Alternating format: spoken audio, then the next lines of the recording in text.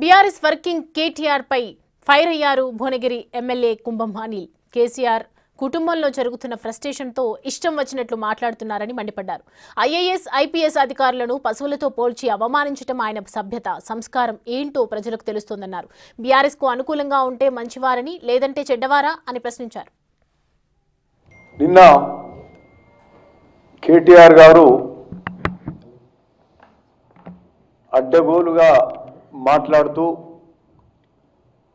ఈ మధ్య కాలంలో ముఖ్యమంత్రి గారిని కూడా అంటే ఒక సభ్యత సంస్కారం లేకుండా ఒక పదవికి కనీస గౌరవం ఇచ్చేలా కూడా కాకుండా ఇష్టం వచ్చినట్టు మాట్లాడుతూ మరి నిన్న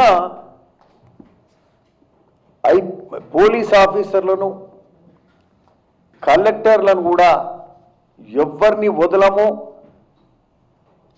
ఎవరిని కూడా మేము బుక్లో రాసుకుంటాం, మీ సంగతి చూస్తాం, మీ పని పడతాం అని ఇష్టం వచ్చినట్టు మాట్లాడుతూ మీరు పశువులా లేకపోతే మీరు మనుషులా పశువులా అంటూ లేకపోతే మీరు వెధవలు అన్నం తినరా గడ్డి తినరా అనే భాష చూస్తే ఇది తెలంగాణ ప్రజలు మరి తల ఉంచుకునే పరిస్థితి ఈరోజు అవపడుతుంది.